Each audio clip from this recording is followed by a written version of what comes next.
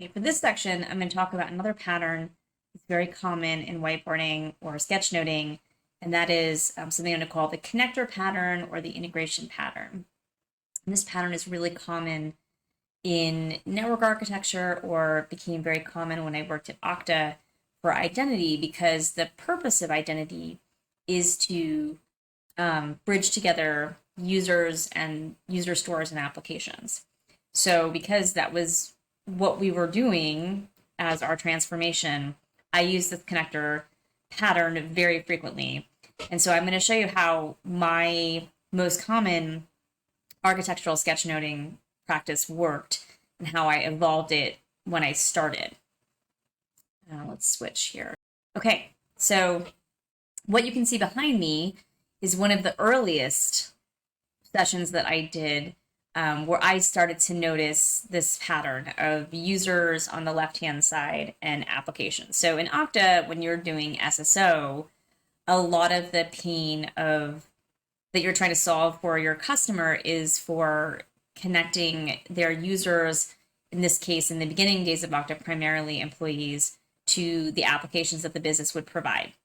And most of the pain was around users, adding users to those applications, decommissioning those users, and also like them being able to sign in and figure out how to access it. So single sign-on solved those problems, but the majority of quantifying the value to them was in visually showing them like how many user stores, which would equate like how many passwords and places they had to change the user when they were hired and left the company, and then how many applications they had to like manually add this user to and manage. And all of the ones on all the applications also translated to risks. If people left the company, a lot of software on the right hand side would be cloud software.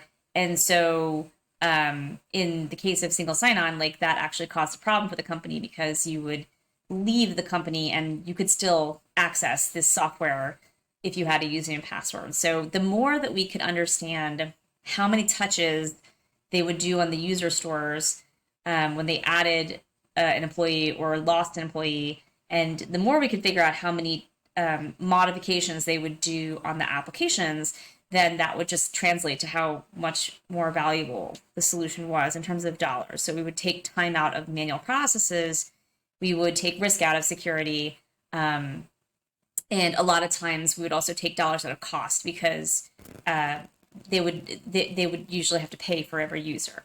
So these were all hard dollar quantifications. And so we could get this really early on if we could just figure out what they had.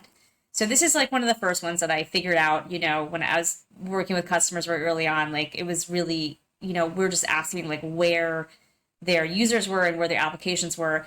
But this is where I started to figure out, okay, well, there's like a pattern here. And the pattern is I'm connecting the user store, as you can see here on the left, with the applications on the right. So just with some simple organization and thinking about, users on the left and applications on the right, I could start to think about the layout of the board as I asked those questions. And then I came up with a very legible and convincing whiteboard that I could then turn into like a diagram.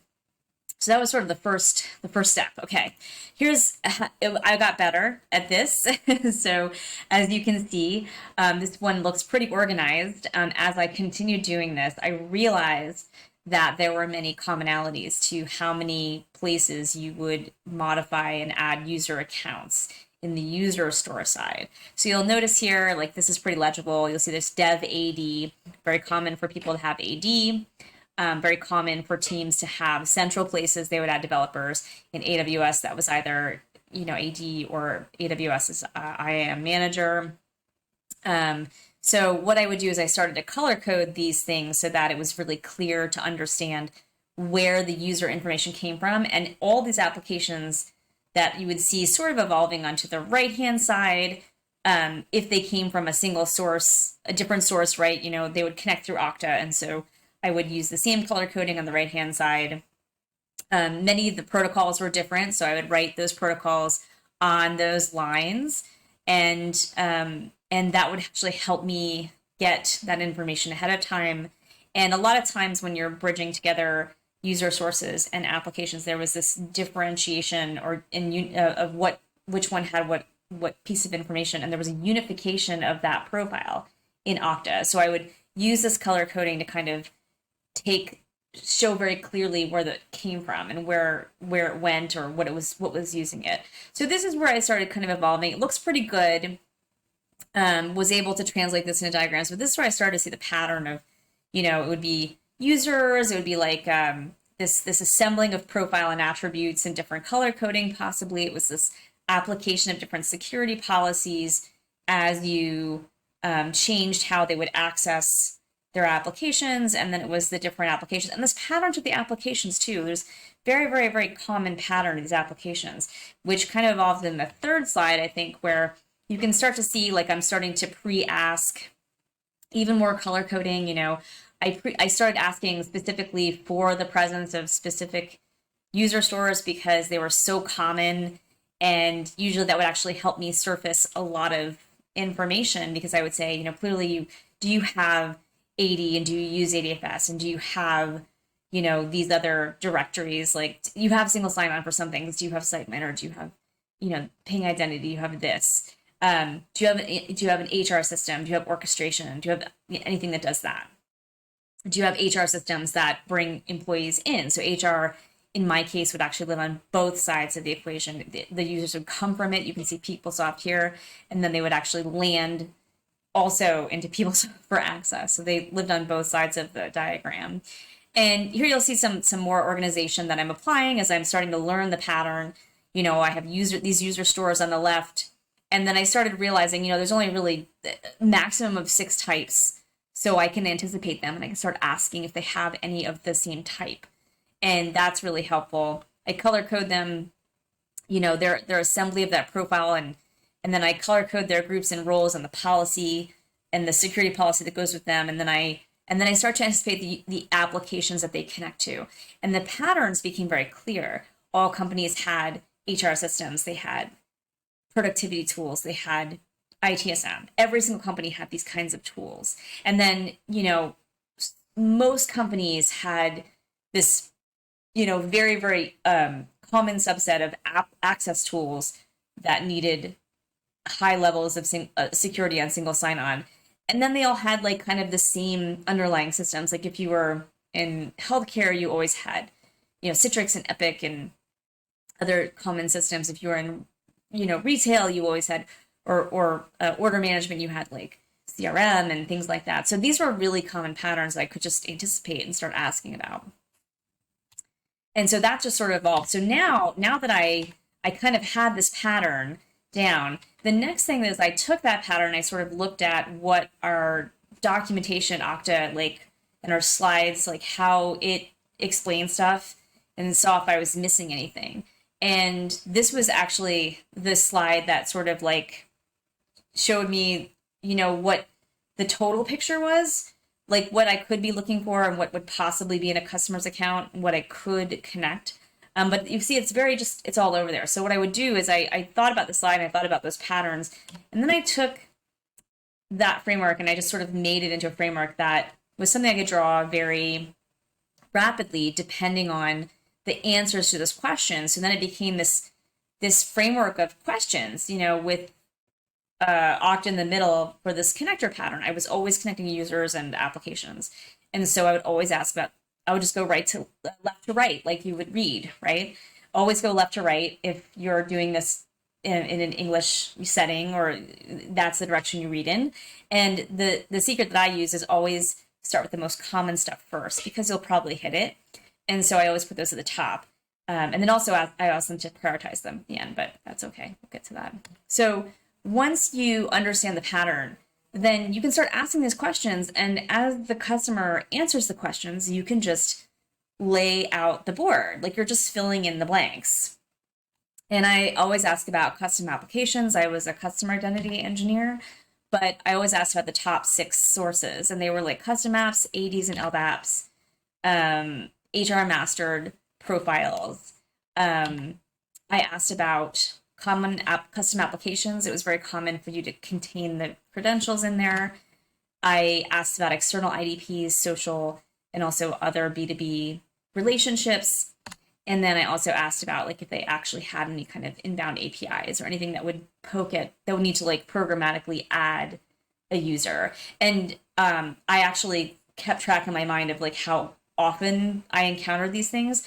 And the more often, like the higher up they would be in the I would always ask first for the most common stuff just because they make sense to me. Like if it's the most common, I'm going to ask about it first.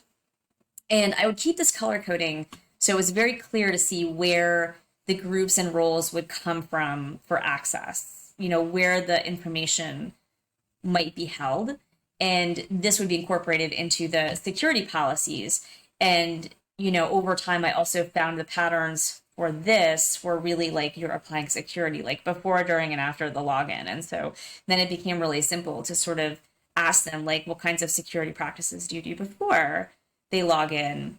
And most customers didn't have any concept of how to do this or didn't do anything because they didn't have a central point of access. So this pattern served me really well because now that I have the pattern and the understanding of the common answers for a lot of customers, now I'm just filling in the blanks. And it obviously looks very dynamic, but it's very useful to the customer because they've never seen their identity architecture laid out this way.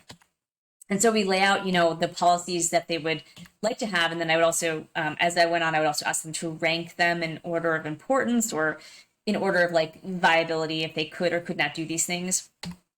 And then I would ask them about the applications. And I would start with the applications that were the most common in every company. Every company's got HR systems, payroll systems, things like that. Every company's got email productivity systems, unified communication systems. Every company has ITSM and Service Desk. And then I would just ask them, and I would have these logos, kind of on standby as I did this. And I got better at this.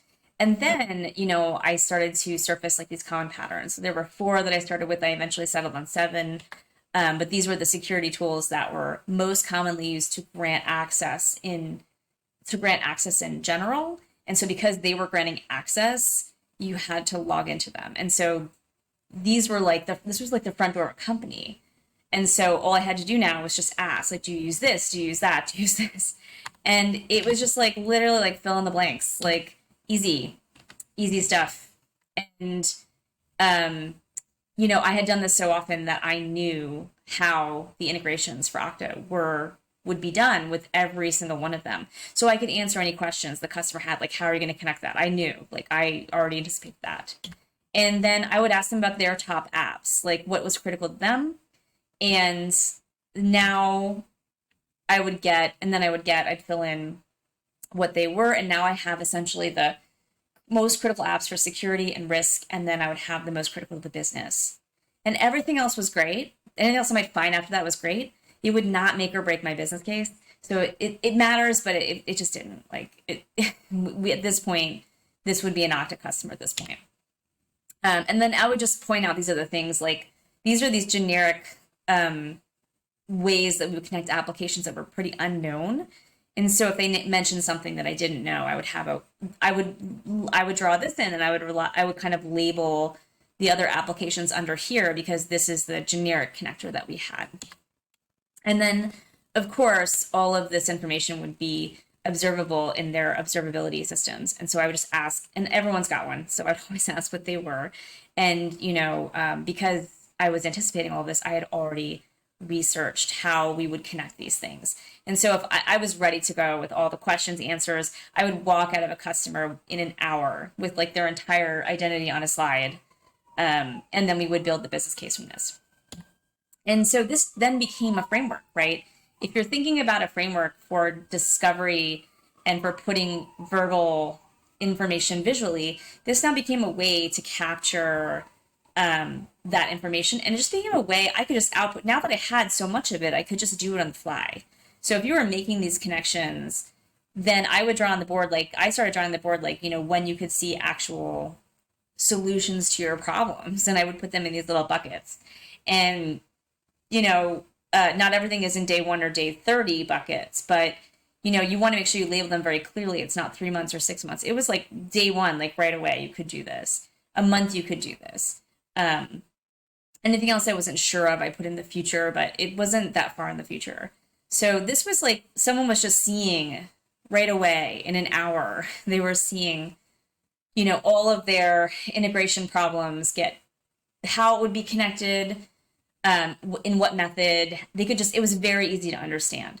And so when you're using this integration pattern, it takes a long time, as you can see from the evolution of this. And I kind of settled, essentially, this was something I kept in my back pocket.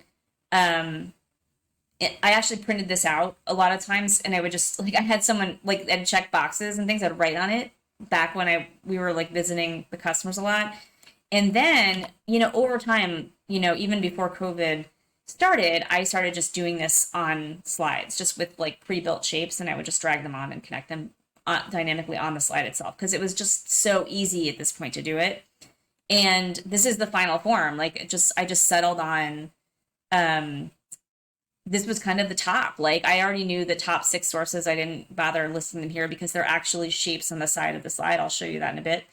And these were the common, I would just draw them in, and these were the common applications. And then I would just start writing here. And then I would have a digital artifact after my meeting that I could then kind of tweak and move. And then I could put into that customer's deck moving forward. Now this is the roadmap for, what they need to do.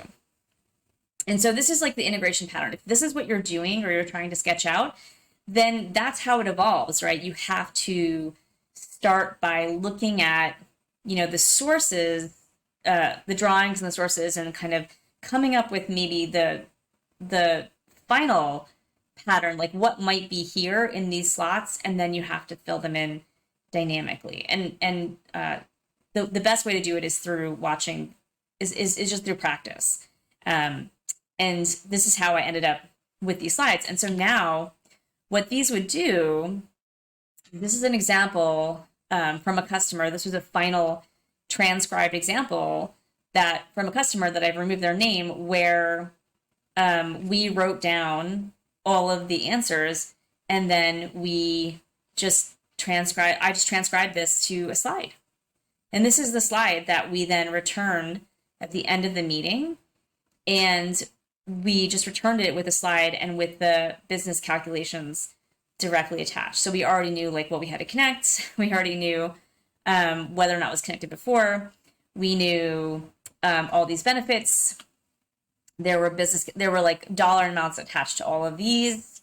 And we would just like attach this diagram along with like this back of the napkin business calculations, business value assessment stuff that we would do. And then we would just, throw it in the slide deck and be like, this is the result of your meeting.